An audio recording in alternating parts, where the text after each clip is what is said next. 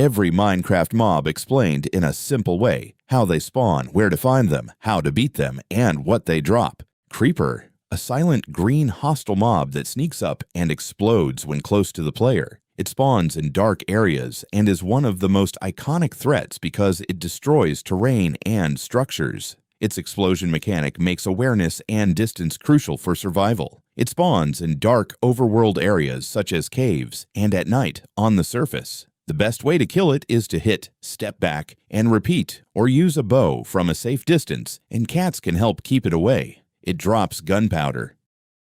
Zombie, a common hostile mob that slowly walks toward players and attacks at close range. It burns in sunlight unless protected and can spawn in large numbers at night or underground. Variants include baby zombies and drowned. It spawns in dark, overworld areas, caves, and during nighttime. The best way to kill it is by using knockback, high ground, or simple melee while controlling groups. It drops rotten flesh and sometimes iron ingots, carrots, or potatoes. Skeleton, a ranged hostile mob that uses a bow to shoot arrows from a distance. It is dangerous in open areas and also burns in sunlight. Skilled players often use cover to avoid its accurate attacks. It spawns in dark areas, caves, and at night. The best way to kill it is by using a shield to block arrows or rushing in to attack at close range. It drops bones and arrows.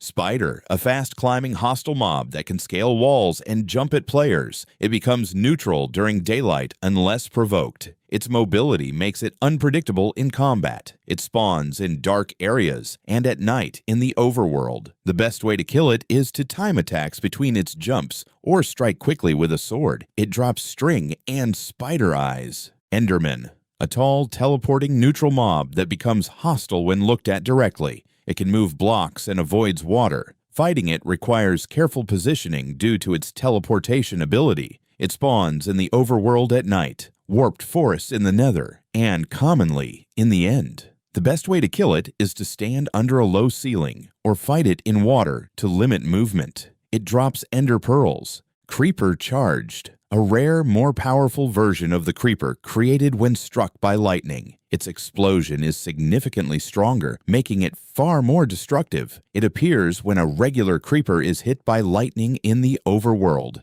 The safest way to kill it is from long range using a bow. It drops gunpowder and can cause mob head drops if used strategically. Zombie villager, a zombie variant that used to be a villager. It can be cured back into a villager using a specific process. This mechanic allows players to rebuild villages and trade again. It spawns in dark areas or when villagers are infected. The best approach is to trap and cure it, but if killed, standard melee works. It drops rotten flesh. Drowned, an underwater zombie variant that spawns in oceans and rivers. It can throw tridents and swim, making it more dangerous in water environments. It spawns in oceans and rivers, especially in dark underwater areas. The best way to kill it is from land or at range to avoid its mobility. It drops rotten flesh and sometimes copper ingots or a trident.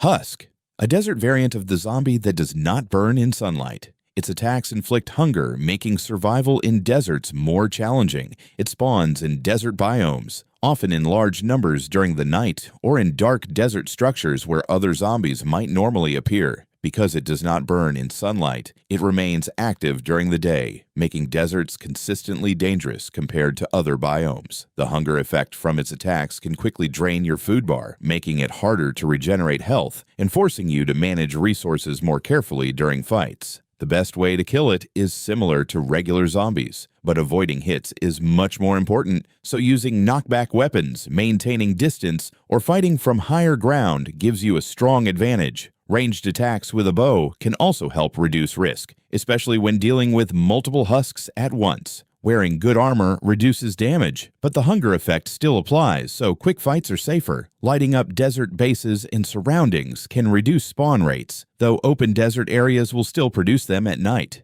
It drops rotten flesh and occasionally iron ingots or food items, making it slightly more rewarding than a standard zombie, while also being more dangerous due to its status effect.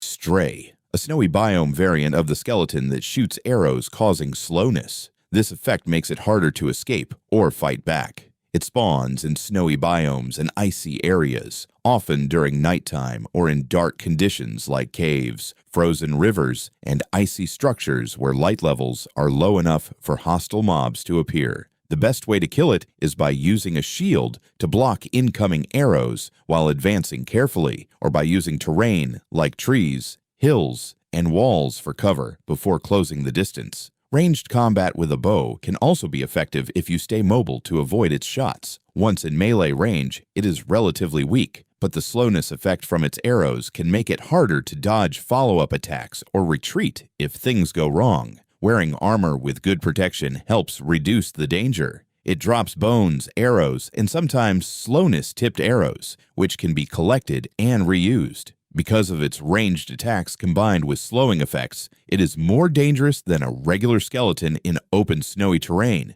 especially when multiple strays are present or when visibility is reduced during snowstorms.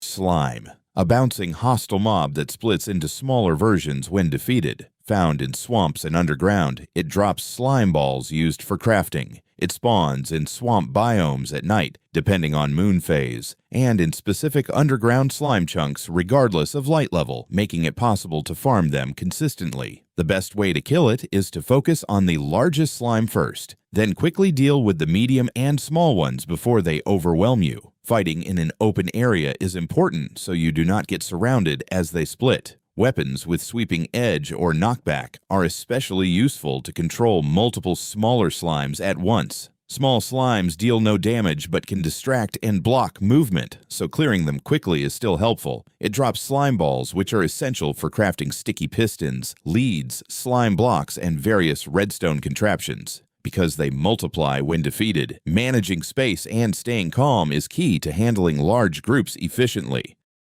Magma Cube, a nether variant of the slime that deals more damage and resists fire. It also splits into smaller cubes and is found in nether environments. It spawns mainly in basalt, deltas, and nether fortresses, often in large numbers in tight spaces where mobility is limited. The best way to kill it is to use knockback weapons or fight from higher ground so their jumps cannot easily reach you. Shields can help reduce incoming damage, and keeping distance between hits is important because of their aggressive jumping pattern. Like slimes, you should eliminate the largest cubes first to reduce the number of splits, then clean up the smaller ones carefully. Fire resistance potions can help in the nether overall, but magma cubes themselves are immune to fire damage. They drop magma cream, which is used for brewing fire resistance potions and crafting items like magma blocks. Because of their higher damage, erratic movement, and the dangerous terrain they spawn in, they are more threatening than regular slimes and require more careful positioning during combat.